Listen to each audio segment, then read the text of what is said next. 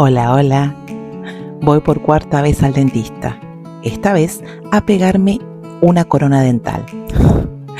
Ya creo que el dentista me extraña más que algunas personas. Pero mientras venía caminando pensé algo. Qué raro es llegar a cierta edad. Porque después de los 50 el cuerpo empieza a mandar mensajes. Primero son pequeñas cosas, una rodilla, la espalda, la energía, la vista, la digestión, las hormonas y aparentemente las coronas también empiezan a independizarse. Antes uno salía de viaje pensando, ¿llevé el pasaporte? Ahora, ¿llevé los remedios? ¿Los lentes? ¿El cargador? ¿La crema? ¿La otra crema? ¿El suplemento? Y sin embargo, ¿sabes qué descubrí? Que aunque el cuerpo cambia, la capacidad de emocionarse no desaparece. Todavía puedo emocionarme viendo el bosque, una laguna, una puesta de sol, un perro feliz o una canción. Y eso me da esperanza. Creo que una de las cosas más difíciles después de los 50 son las pérdidas. Porque ya no son teóricas. Empezamos a perder personas. Padres, amigos, relaciones, salud, versiones nuestras. A veces incluso perdemos la vida que imaginábamos tener. Y hay dolores que no siempre se cuentan. Divorcios, distancias, hijos que crecieron, personas que dejaron de llamar. Hay días donde uno se siente un poco sola. En mi caso, a los 40 me tocó reinventarme completamente. Hubo una muerte que cambió todo en mi vida. Todo lo que yo pensaba seguro dejó de serlo. Y tuve que volver a empezar desde cero emocionalmente, espiritualmente y hasta personalmente. A veces uno cree que ya no tiene fuerzas para reconstruirse, pero el ser humano tiene una capacidad increíble para levantarse otra vez. Y curiosamente, hay una historia muy famosa sobre las águilas que siempre me impactó. Dicen que cuando llega a cierta edad, suben a lo más alto de la montaña y atraviesan un proceso doloroso de renovación para poder seguir viviendo. En realidad, científicamente esta historia no es verdadera. Las águilas no se arrancan el pico ni las plumas para renacer. Pero aunque sea un mito, entiendo por qué emociona tanto a las personas. Porque a veces nosotros también necesitamos subir simbólicamente a una montaña, alejarnos un poco del ruido y atravesar procesos difíciles para volver distintos. Y creo que esta etapa de la vida tiene algo hermoso. Ya no necesitamos impresionar tanto. De jóvenes, corríamos mucho para llegar, para demostrar, para encajar. Ahora, uno empieza a preguntarse, ¿qué me hace bien de verdad? Y a veces la respuesta es simple. Un café tranquilo, un bosque, un perro, una conversación honesta, paz. Además, después de los 50 pasan cosas muy raras. Te lesionás durmiendo, te emocionás cuando cancelan planes, lees ingredientes, comparás colchones y empezás a decir frases como antes esto no me pasaba y un día descubrís que hablas de digestión en reuniones sociales. Pero hay algo que quiero decirle a cualquiera que esté viendo esto y sienta que ya es tarde para vivir. No es tarde. Tal vez no tenemos la misma energía que a los 20, pero tenemos algo que antes no teníamos: profundidad, experiencia y más verdad. Y a veces, recién después de mucho dolor, uno empieza a conocerse. ¿Quién me iba a decir que a esta edad iba a estar caminando por lugares que soñé toda mi vida? Aunque tenga que parar para ir al dentista y pegarme la corona cada 2 semanas. Y además, la historia está llena de personas que hicieron cosas increíbles después de los 50. Escucha. Colonel Harvald Sanders comenzó a crear lo que después sería KFC, cuando tenía más de 60 años. Laura Ingalls Wilder publicó su primer libro después de los 60. Grandma Moses empezó a pintar seriamente cerca de los 80 y terminó siendo famosa en todo el mundo. Y Ray Kroc transformó McDonald's después de los 50. A veces pensamos que la vida tiene fecha de vencimiento para soñar, pero no es verdad. Tal vez algunas cosas terminan, pero otras recién empiezan.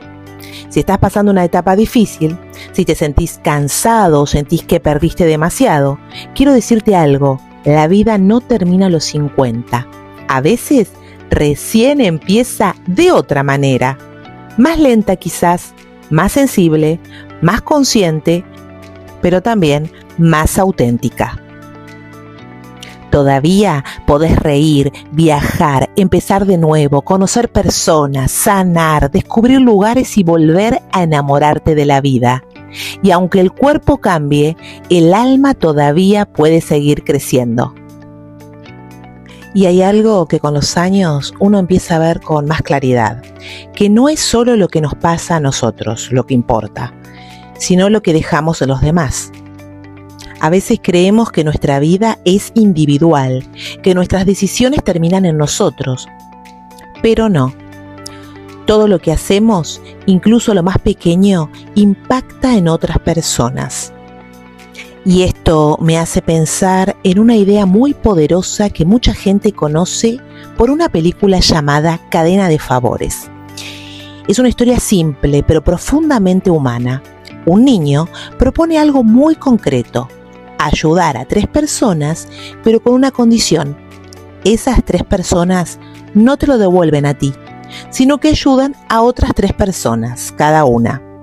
Y así, de persona en persona, el gesto se multiplica como una ola invisible.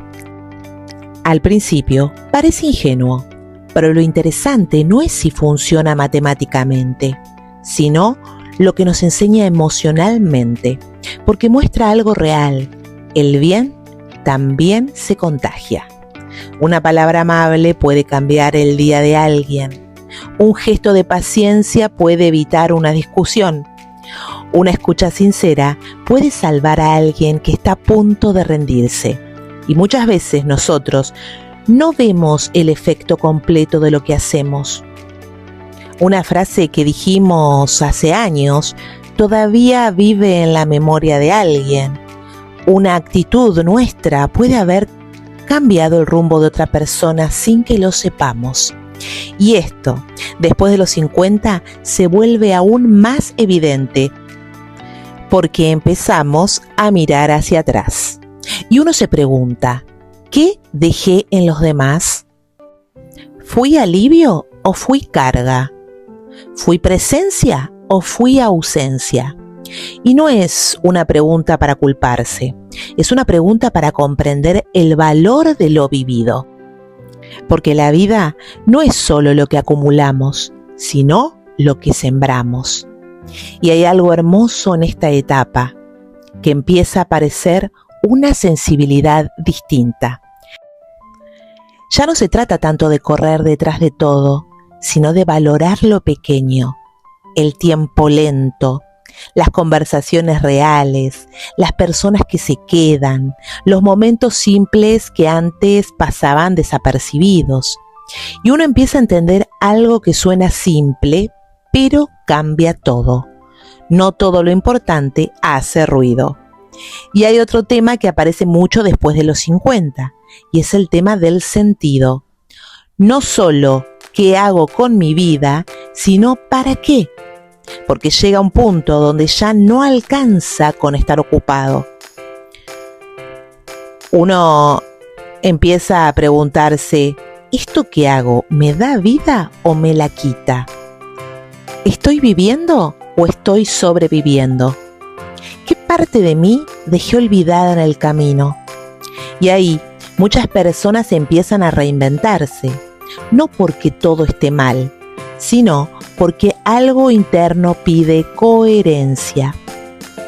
También aparece un tema muy real, el cuerpo como recordatorio. Ya no es invisible, el cuerpo empieza a hablar, a veces en forma de cansancio, a veces en forma de dolor y a veces en forma de límites. Y aunque al principio eso puede generar frustración, con el tiempo puede volverse una guía, porque el cuerpo empieza a decir más despacio, esto sí, esto no, cuídate más, y aprender a escucharlo también es una forma de sabiduría. Y algo que muchas personas después de los 50 descubren, aunque no lo digan mucho, es esto, la libertad emocional. Es decir, dejar de querer agradar a todos, dejar de explicarse tanto, dejar de sostener vínculos que solo drenan y empezar a elegir con más calma quién entra en tu vida. No desde el cierre, sino desde la claridad. También hay un tema que toca a mucha gente, los cambios en las relaciones. Hijos que crecen y se van, parejas que cambian, amistades que se pierden, personas que ya no están. Y eso puede doler, pero también abre un espacio nuevo, porque el vacío que dejan algunas cosas no siempre es pérdida, a veces es lugar. Lugar para algo nuevo, para una nueva versión de uno mismo. Y hay algo más que me parece importante, y decirlo con honestidad. Después de los 50, muchas personas sienten que el tiempo es más visible. Ya no es infinito en la imaginación. Se vuelve más real. Pero eso no debería ser una condena, sino una invitación. Porque cuando el tiempo se vuelve más consciente, también se vuelve más valioso. Uno empieza a elegir mejor con quién estar, dónde ir, qué hacer, qué no repetir. Y si miro todo esto en conjunto, creo que hay una idea que resume mucho de esta etapa. No se trata de empezar de cero, se trata de empezar desde otro lugar, con lo vivido, con lo aprendido, con las cicatrices también. Y si vuelvo a mi historia personal, a ese momento en el que todo cambió, cuando una muerte lo atravesó todo y tuve que reconstruirme, hoy entiendo algo distinto. No fue solo una caída, fue también una reorganización de mi vida.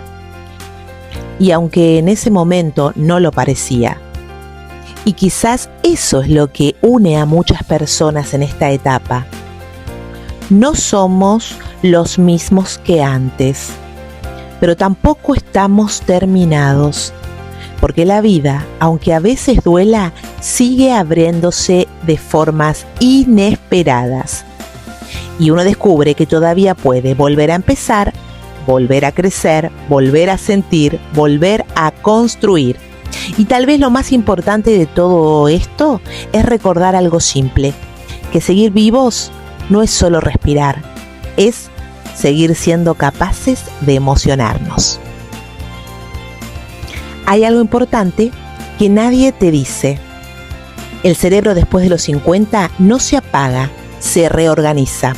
Y de hecho hay cosas muy simples que ayudan muchísimo a mantenerlo activo, claro y emocionalmente equilibrado. Leer algo nuevo cada día, aunque sean 10 minutos. Aprender algo distinto. Una palabra, una receta, un lugar, una habilidad. Cambiar pequeñas rutinas. Caminar por otra calle, escuchar música diferente, variar horarios. Escribir a mano lo que sentís o lo que pensás. Esto ordena la mente más de lo que imaginamos. Hablar con personas distintas, no siempre las mismas conversaciones. Hacer cosas con las manos, cocinar, jardinería, manualidades, cualquier cosa que active lo sensorial. Dormir mejor, uy, qué difícil, antes que hacer más. El descanso también es actividad cerebral. Y algo clave, reír. Reír cambia la química del cerebro más de lo que parece. Porque el cerebro no solo necesita información, necesita novedad, emoción y conexión.